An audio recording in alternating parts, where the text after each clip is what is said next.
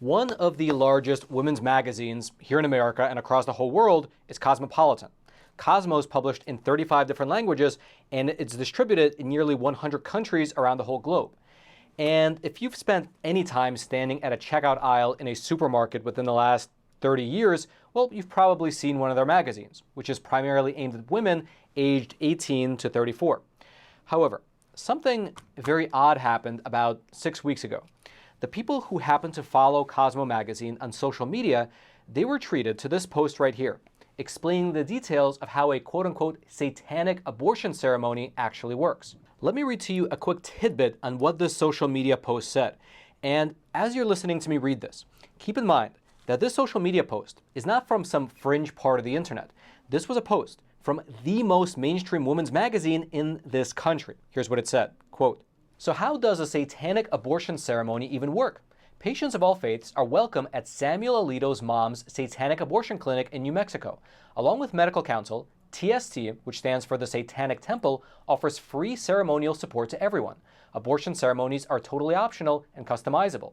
Here's a simple one that the Satanic Temple recommends." The post then goes on to have several pages explaining how to conduct one of these satanic abortion rituals, with each one of these pages having at the top of it an upside-down cross.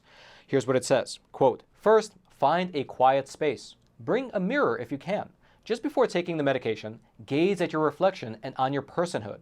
Home in on your intent, your responsibility to you. Take a few deep, relaxing breaths." The instructions then go on to say how the individual should read some tenets out loud about how their body is subject to their will alone. Then they take the abortion pills before reciting another set of tenets, pledging their belief in science.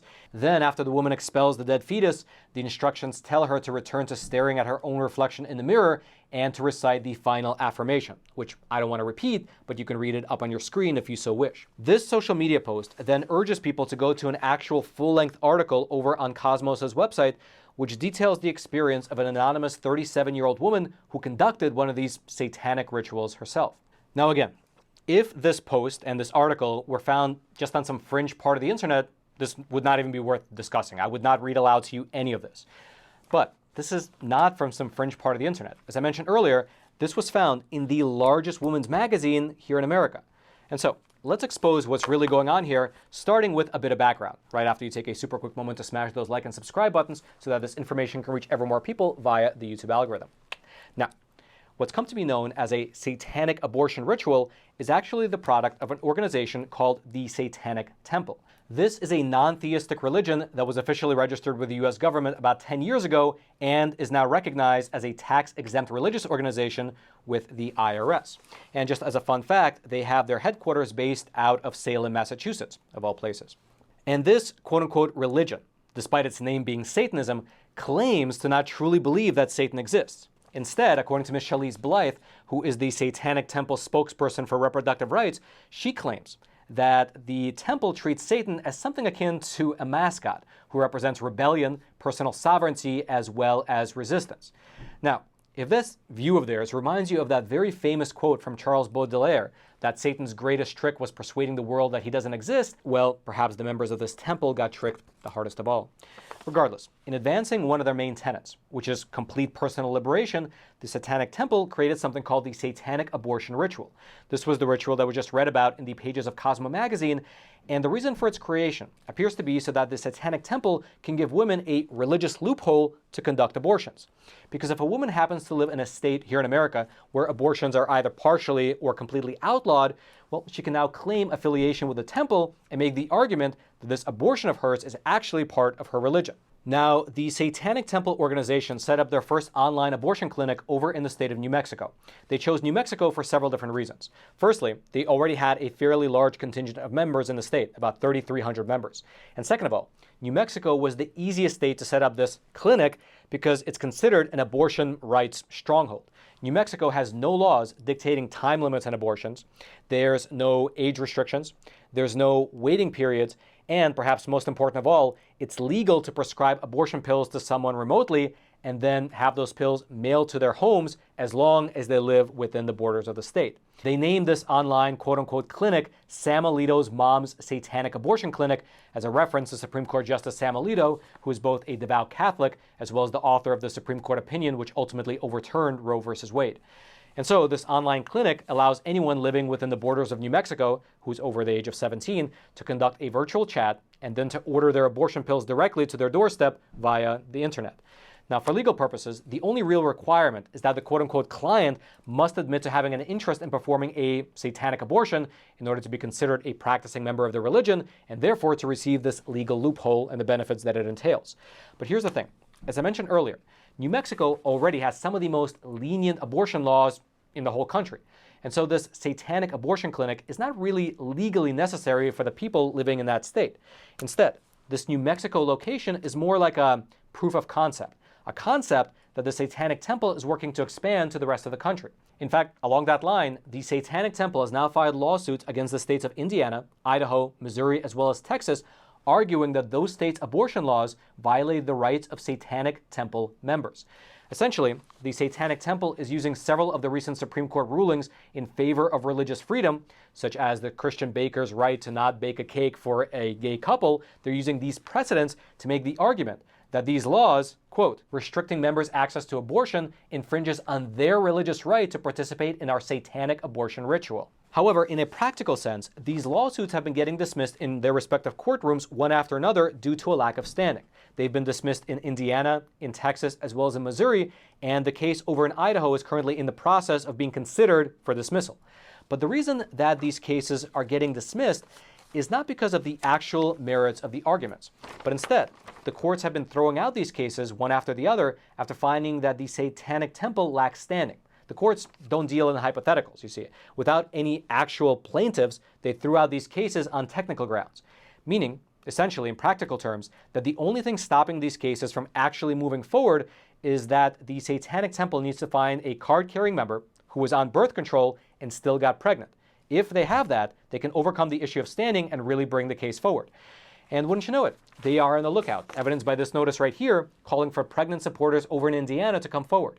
And here's the thing about these lawsuits. Just like what we saw with the legal effort to get President Trump kicked off the ballot, even if in 20 different states these lawsuits get dismissed, well, it only takes one case to get appealed to the U.S. Supreme Court, which then issues a blanket ruling for all of America. And even though it almost seems inconceivable, well, do not dismiss these satanic legal challenges as impossible. Because according to the letter of the law, the protections that are afforded to Americans by the Religious Freedom Restoration Act of 1993, well, it prohibits government agencies, government departments, and or government officials at both the federal and the state levels from substantially burdening a person's exercise of religion. And like it or not, the U.S. government has already recognized the Satanic Temple as an official religion.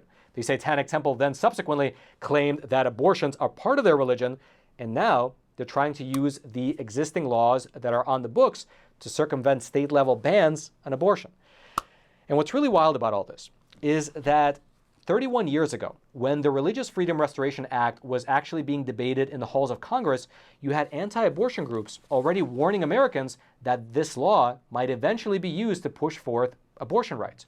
Here's, in fact, a fascinating article that was published all the way back in the year 1992 by Mr. Mark Chapo. He was the general counsel for an organization called the Catholic Conference. And here's what he wrote, again, back in 1992, quote, Religious Freedom Restoration Act proponents have finally acknowledged that the act, if passed, will be used to seek access to abortions. Some pro-life supporters of this law attempt to dismiss the risk to unborn children inherent in the act by arguing that the risk only arises if Roe v. Wade is overturned, that for 20 years courts have routinely rejected free exercise arguments for abortion, and that the justices prepared to overrule Roe will do so because the government's interest in protecting unborn life is compelling from the point of conception.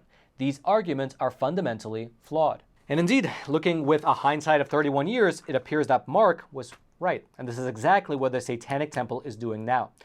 Although there is something else that's really worth mentioning here, which is that this abortion angle is just one part, is just one theater of battle in a much larger war that's being currently waged by the Temple of Satan. That's because, besides this whole religious abortion legal battle, well, the Satanic Temple is also using their status as a non-profit religious organization to push many other satanic elements onto American life.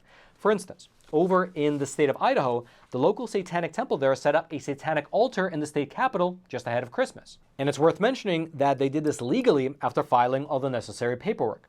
Likewise, the satanic temple, they've been using lawsuits to get rid of Judeo-Christian iconography from public grounds across the whole country, such as the lawsuit over in Arkansas aiming to remove the Ten Commandments from the state capitol. And then also, the Satanic Temple has been expanding its after-school Satan Club program for kids after they scored a legal victory over in the U.S. District Court of Pennsylvania on the grounds of free speech. And so, this is essentially what this organization is currently up to, using America's freedom of speech and religion, alongside the laws that are already on the books, to get themselves recognized as a religion, and then to subsequently push onto American society these satanic elements. It really brings to mind that very famous passage in a letter that was written by John Adams all the way back in the year 1798. Quote, "Our Constitution was made only for a moral and religious people. It is wholly inadequate to the government of any other." If you would like to dig deeper into this story, I'll throw all my research notes from today's episode down into the description box below this video if you happen to be the type of person that likes to dig into the weeds. And also, I would love to give a big shout out to Mr. Eric Schumacher. He is our intrepid researcher who helped to pull together all this information and make sense of it all. He is currently washing his eyes out with holy water as we speak. Thank you, sir, for your sacrifice. And then lastly, if you're watching this episode and you're thinking to yourself, man, I love this content, I just wish Roman would put out more episodes every single week. Well, you're in luck, because I do. Over on Epoch TV, our awesome no-censorship video platform, I publish anywhere between 1 to 3 exclusive episodes of Facts Matter every single week, usually on topics that are, quite frankly, too spicy for here on YouTube. And so if you'd like to check out those episodes every single week, including a huge backlog from the last 3 years, well, now's a great chance because the Epoch Times has recently extended its amazing sale on subscriptions. A 6-month trial subscription for just a single dollar. A 6-month subscription for just a single dollar. This is by far the best sale I've ever seen. We make absolutely no money on the sale. The idea is just to get you in the door, get you watching the content, reading the articles, going through the infographics, falling in love with all the content, and hopefully you'll be a subscriber for a long time to come, perhaps years or even decades. So if you want to take advantage of that sale, the link will be right there at the top of the description box below. You can just click on that link. It'll take you to the sale page where you can try the Epoch Times for, again, 6 full months for just a single dollar. I hope you check it out. The link is, again, right there at the top of the description box below. And then until next time, I'm your host, Roman from the Epoch Times. Stay informed. Most importantly, stay free.